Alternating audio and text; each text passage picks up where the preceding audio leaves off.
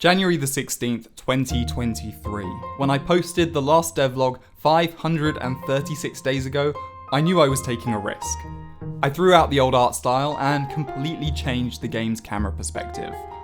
I was hoping to reduce my workload, make the art style feel more cohesive, and solve some technical problems all at once. That was widely regarded as a bad move. There were a lot of you sad to see what you'd become so familiar with vanish, among other criticisms, and I'm with you on that.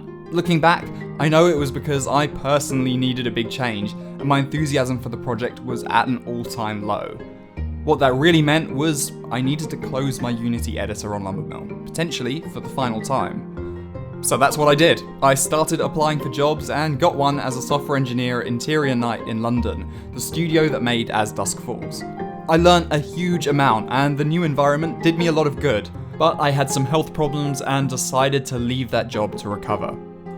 So I found myself with lots of time again. After many little experiments and smaller projects, over a year and a half since that last devlog, Lumbermill was still there, gathering dust on my SSD, and one day, I decided to just take another look. What I found was a game with huge potential and a really nice atmosphere. It was clear a lot of care had been put into it, and most importantly, I could more clearly understand its flaws and more objectively see where things could be improved. And that's where we begin. So, welcome to the Lumbermill devlog.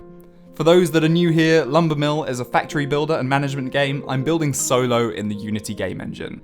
And for those not so new here, see this as the start of Season 2. So, since last time, a lot has changed. Here's a list of everything. Let's get into it. I started by just playing the game. Some features felt right and others felt unnecessary, convoluted, or a mixture of both. So I went back to the original plan for the game's alpha and reprioritized. The save system was an absolute must and something I'd foolishly avoided previously. Next, I wanted to tidy the game's core loop. I wanted to avoid forcing the player to micromanage and instead let them opt in to features that give them more control. That meant removing staff workday rotas and the camps system, where staff would be grouped and work together with the camp they live in. I'm replacing camps with something else called plots, which I'll explain later in the video. Before making any actual changes to the project, I found the moment in time where I started converting the game into top-down and reverted every change made since then. Testing that, things seemed to mostly be working as they should. Next, I upgraded to a more recent version of Unity and began decimating the cruise system, removing all the relevant code and filling any gaps. There were of course a trillion errors, but after a considerable amount of time restructuring, I got the game into a much healthier state. One of my many small projects in the time since I last worked on Lumbermill was an improved developer console that allows me to really easily make new commands for testing the game. After adding the console to the project and writing a test command to unlock the entire tech tree, that all seemed to be working. Next was the save system. This pretty much meant pure programming for an entire month, so I'll spare the details here, but something I've learnt with experience is that this should never be left until late until development. In most cases, it's wise to build your save system alongside your game. To cut a long story short, Lumbermill now has a fully functional JSON-based save system, and from this point on, everything I add to the game will hook into it. Another major problem with the game was that each ground tile was an individual object. For a typical island, that could mean almost 2,000 objects in the scene doing absolutely nothing. An easy fix for this was to use Tilemaps like I did in the last devlog for both the ground and underground layers. I created some ground tiles, Unity generates a grid, and now the game has less than half the number of objects per scene and can make use of the optimized rendering provided by Tilemaps. I also discovered that certain parts of the UI were having a huge impact on performance. Digging deeper, I found that the main culprit was the letters UI.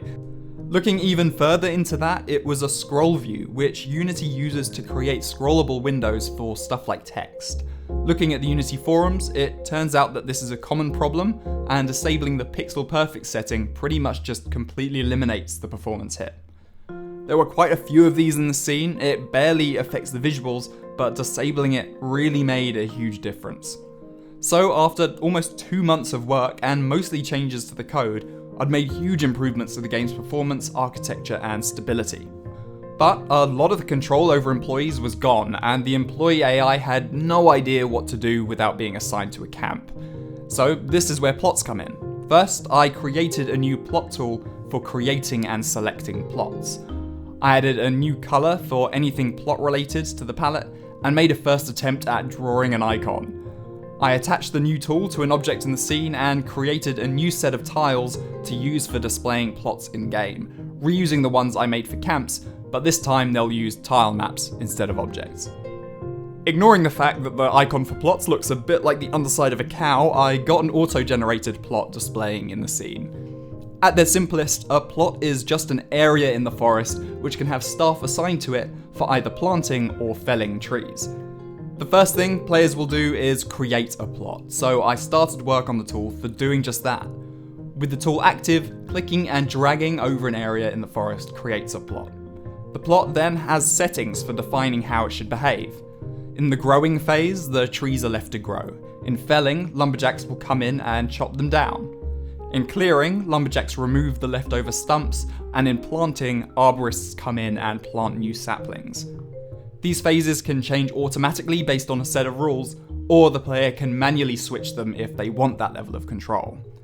You can assign as many lumberjacks and arborists to each plot as you want, and you can also link storage buildings, and therefore entire production lines to the plots too.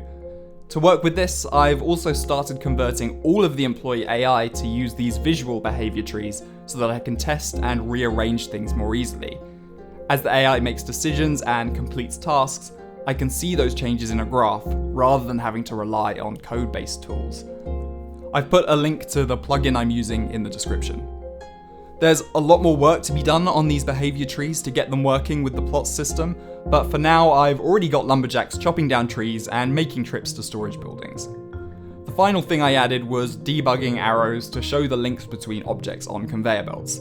This isn't something that players will ever see, but I think it looks cool and was pretty useful in testing the save system. Oh, and I also rewrote both the splitter and the combiner machines so that items pass through them at the rate they arrive, as before they could build up quite a backlog. There's more to be done to get plots fully up and running, but that's for the next devlog. The game feels so much more robust than it did before, and I hope that returning to things with fresh eyes and more experience allows me to make a better game. If there's anything you'd like to see in Lumbermill, let me know in the comments. If you want to support development, I've reopened my Patreon, and Lumbermill is of course available for wishlisting on Steam. If you want to see more, consider subscribing, and I shall see you here next time. Thanks for watching.